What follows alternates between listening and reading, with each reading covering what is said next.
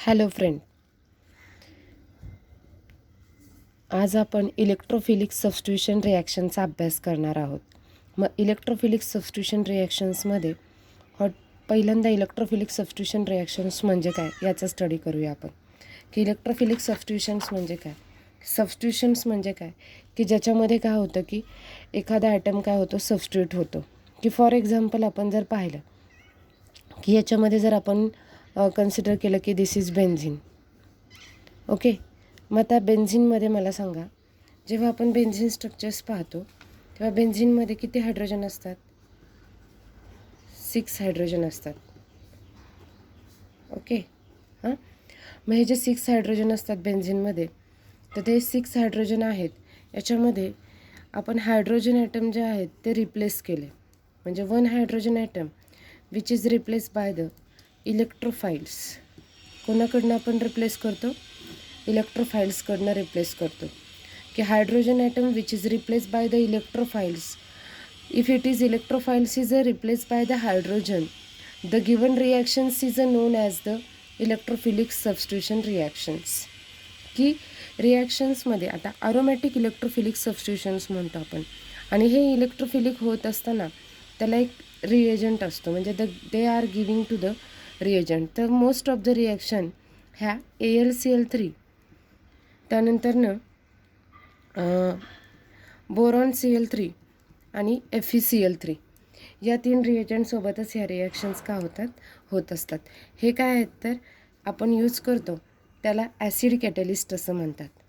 काय म्हणतात याला? ॲसिड कॅटलिस्ट असं म्हणतात. म्हणजे बघा, सुरुवातीपासून इलेक्ट्रोफिलिक सबस्टिट्यूशन समजून घ्या की ज्याच्यामध्ये काय होतं की hydrogen atom which is replace by the electrophile, the given reactions is known as the electrophilic substitution. सबस्टिट्यूशनचा अर्थ असा असतो की एक ॲटम आपण तिथून काढतो आणि दुसरा ॲटम त्याच्या जागी ॲड करतो.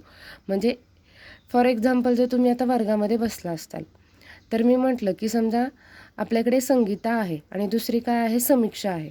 ह्या जर फर्स्ट बेंचवर बसत आहेत तर मी त्यांना काय केलं की तुम्ही फर्स्ट बेंचवर आजपासून बसायचं नाही, तुम्ही मिडल बेंचला बसायचं. आणि मिडल बेंचला जे बसत आहेत म्हणजे रागिनी बसते, तिला मी म्हटलं की तू फर्स्टला बस. हे मी का केलं तर ते काय करतात, मस्ती करतात, म्हणून हा आपण चेंज केला. ओके, पण याच्यामध्ये आपण संगीताला रागिनीने काय केलं, रिप्लेस केलं. म्हणजेच 1 atom which is replace by the another 1 atom is called as the substitution reactions. म्हणजे आपण काय करतो की एक ॲटम इथला काढतो आणि तिथे दुसरा ॲटम घालतो, त्याला आपण म्हणायचं सबस्टिट्यूशन रिॲक्शन. म्हणजे जर आपण Hला Aनी रिप्लेस केला तर A आपला सबस्टिट्यूटेड ग्रुप झाला आणि the given product is says that the electrophilic substituted product. लक्षात आलं इलेक्ट्रोफिलिक सबस्टिट्यूशन्स कशाला म्हणायचं. आता याच्या पुढे बघा, आपण जे पाहणार आहोत याच्यामध्ये आपण अरिन्स कंपाऊंड्सवरती ट्रीटमेंट करतो. कोणाची तर इलेक्ट्रोफाइल्सची. मग the given reactions is occurs. म्हणजे सुरुवातीला जर आपण पाहिलं तर ही रिॲक्शन्स कोणासोबत होती बघा. आपल्या रिॲक्शन्सचं स्टेटमेंट्स पाहूया आपण. काय दिलेलं आहे, अरिन when treated with the chlorine bromine in presence of the Lewis acids as a catalyst like FeCl3, FeBCl3 undergoes electrophilic substitutions to form corresponding aryl chlorides or bromides respectively. म्हणजे रिॲक्शन्समध्ये बघा, सुरुवातीला आपण काय घेतोय, अरिन्स घेतोय. आता what is mean by the arenes, म्हणजेच benzene रिंग्सचं काय आहे, नाव आहे अरिन्स. म्हणजे सुरुवातीला आपण जर बेन्झिन घेतलं, बघा बेन्झिन घेतलं, बेन्झिनमध्ये कोणाची ॲडिशन्स करतो आपण, क्लोरीन. कोणाची ॲडिशन करतोय, क्लोरीनची. आता बेन्झिनमध्ये पण इथे आपल्याला देताना काय सांगितलं त्यांनी, टोल्विन दिला. मग ठीक आहे, आपण फक्त बेन्झिनला CH3 लावला. आता toluene, chlorine in presence of, ही रिॲक्शन होताना आता ट्वाईस Cl2 घेतले आणि Fe घेतला आहे. काय आहे, Fe घेतला आहे. मग बघा इथे आपण पाहिलं तर काय होतं आहे, means arenes treated with the chlorine in presence of the ion, formations of the काय मिळणार आहे आपल्याला, प्रोडक्ट मिळणार आहे. पण हे जे प्रोडक्ट मिळतं ते आपल्याला काय मिळतं, ऑर्थो किंवा पॅरा मिळतं. काय मिळतं, ऑर्थो किंवा पॅरा मिळतं. आता ऑर्थो आणि पॅरा म्हणजे की सुरुवातीला आपण जर हे टोलविन घेतलं तर इथे CH3 लागेल आणि इथे Cl लागेल. ओके, बेन्झिन प्लस याच्यामध्ये सेकंड प्रोडक्ट मिळणार आहे आपल्याला, सेम CH3 आणि आपला Cl खाली लागणार आहे. This is the two product obtain by this reaction. म्हणजे मी काय केलं की तुम्ही जर हा आता बेन्झिन डीपली पाहिला, okay, this is alternate double bond. मग आता बेन्झिनमध्ये हा जो कार्बन आहे या हायड्रोजनच्या अपोजिट जो असतो त्याला काय म्हणायचं, पॅरा. ह्या हायड्रोजनच्या 1 2 3 4 5 आणि 6, तर सेकंड नंबरचा हायड्रोजन आहे त्याला आपण काय म्हणतो, ऑर्थो हायड्रोजन. आणि 6चा जो असतो तो पण काय असतो, ऑर्थो असतो. आणि हा जो आहे तो काय असतो, Meta. And this is called as the also Meta and this is para. म्हणजे ह्या ज्या आहेत त्या अरेंजच्या ऑर्थो पॅरा मेटा ह्या पोझिशन आहेत. म्हणजे आपण फर्स्ट जे प्रोडक्ट मिळतं आपल्याला Clचं ते सेकंडला मिळतं. म्हणजे याचं नेम काय होईल, ऑर्थोक्लोरोटोल्विन होईल. आणि याचं पॅराक्लोरोटोल्विन. म्हणजे याचं नेम झालं पॅराक्लोरोटोल्विन. मग आपण रिॲक्शन्स बघा आता. 2 molecule of toluenes, okay, react with the 2Cl2Fe in dark formations of the 2-chlorotoluene, म्हणजेच याला ऑर्थोक्लोरोटोल्विन म्हणतो. सेकंड बघा, टोल्विनच्या 4th पोझिशनला Cl लावला, त्यामुळं नेम काय झालं याचं, पॅराक्लोरोटोल्विन. आता याच्यामधले ऑर्थोचा एक हायड्रोजन आणि पॅराचा एक हायड्रोजन मिळून आपल्याला किती हायड्रोजन इथे तयार झालेत, 2 हायड्रोजन. आणि हे यामधले रिमेनिंग 2Cl म्हणजे फॉर्म झालं 2HCl. समजलं. आता आपण नेक्स्ट प्रोडक्ट बघूया. नेक्स्ट प्रोडक्ट म्हणजे नेक्स्ट आपण फक्त सेम रिॲक्शन पाहतो. जर तुम्हाला आहे ना बॉन्ड काढायला खूप अवघड जात असेल तर तुम्ही डायरेक्ट असं गोल काढून सुद्धा बेन्झिन रिंग कन्सिडर करू शकता. मग बेन्झिन रिंगमध्ये फर्स्ट CH3 लावला, सेम रिॲक्शन, फक्त मी इथं ट्वाईस Br2 कन्सिडर करणार आहे. Twice Br2 in presence of same Fe घेणार आहे. आणि जर Fe घेतला इन डार्क, म्हणजे dark it is the condition, म्हणजे रिॲक्शन कंडिशन असते ही. मग सेम आपण प्रोडक्ट फॉर्म करताना फर्स्ट प्रोडक्ट आपल्याला काय मिळेल, दिस इज CH3. फर्स्ट आपल्याला Br मिळतं, त्याला आपण ऑर्थो ब्रोमो टोल्विन म्हणतो. ओके. अँड सेकंड प्रोडक्ट आपल्याला काय मिळतं, मी खाली लिहिते आहे, CH3 आणि Br. This is called as the parabromo toluene. Yes, parabromo toluene मिळालं. म्हणजे बघा पहिल्यापासून, toluene react with bromine in presence of Fe. आपण काय केलं, ऑर्थोचा हायड्रोजन रिप्लेस केला Brनी, फॉर्म झाला ऑर्थोब्रोमोटोल्विन. सेम पॅराचा हायड्रोजन, पॅराचा जो हायड्रोजन आहे तो आपण रिप्लेस केला Brनी, आपल्याला फॉर्म झाला पॅराब्रोमोटोल्विन. आणि बाय प्रोडक्ट काय असेल तुमचं, ट्वाईस HBr. समजली का तुम्हाला रिॲक्शन्स. रिॲक्शनचं मेन नेम काय होतं, इलेक्ट्रोफिलिक सबस्टिट्यूशन रिॲक्शन्स. त्यामध्ये आपण काय पाहिली, हॅलोजनेशन्समध्ये क्लोरिनेशन्स एक पाहिलं आणि ब्रोमिनेशन्स एक पाहिलं. मग याच्यामध्ये सेम रिएजंट ठेवले आपण, फक्त Cr आणि Br आणि Cl हे दोन काय केले आपण, चेंजेस केले आणि मग आपल्याला प्रोडक्ट मिळाले. ओके. म्हणजे जसं की आपण आता इथे पाहूया रिॲक्शन्समध्ये बघा, पहिल्यांदा आपण Cl रिप्लेस केला, क्लोरीन ऑप्टेन झाला, Br घेतला, मग आपल्याला ऑर्थोब्रोमोटोल्विन मिळाला आणि नंतर पॅराक्लोरोटोल्विन मिळाला. सॉरी, इथे ब्रोमिन.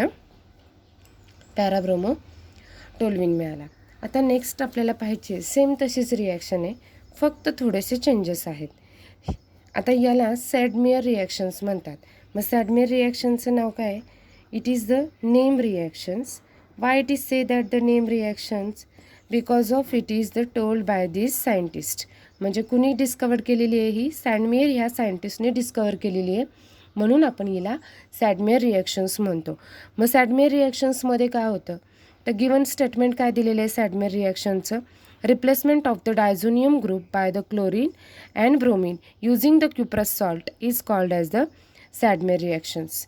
म्हणजे आपण या रिॲक्शन्समध्ये रिप्लेसमेंट करत असताना जर आपण बेन्झिन ग्रुप घेतला तर बेन्झिनमध्ये काय असतात? 6 हायड्रोजन असतात. त्यामधला जर आपण फर्स्ट हायड्रोजन रिप्लेस केला तर हा फर्स्ट हायड्रोजन रिप्लेस होताना CuCl2 किंवा CuBr2 किंवा CuI2 हे काय आहेत? तर cuprous chloride, cuprous bromide, cuprous iodide. या कोणी पण आपण काय करू शकतो? या तिघापैकी एकाने काय करतो? हायड्रोजन ॲटम आपण रिप्लेस करतो. आणि करस्पॉन्डिंग आपल्याला in presence of the diazonium salt, in presence of the NaNa2 किंवा HNO2 पासून काय होतं? आपल्याला फॉर्म होतं, म्हणून त्याला आपण डायझोनियम सॉल्ट म्हणतो. मग डायझोनियम सॉल्ट फॉर्म कसं होतं ते आपण पाहूया.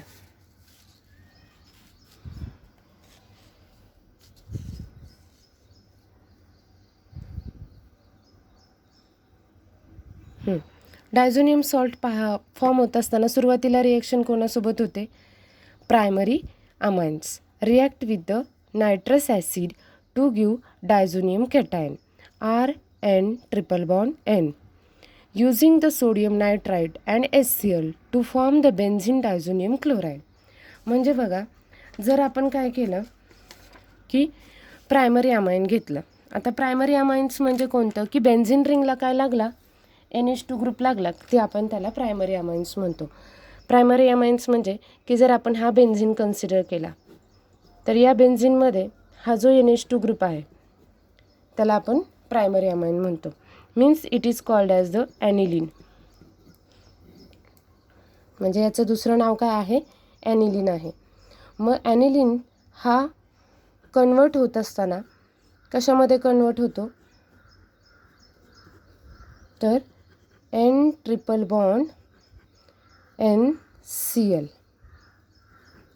मायनस कशामध्ये कन्वर्ट होतो? N triple bond NCl मायनसमध्ये. म्हणजेच याला आपण काय म्हणतो?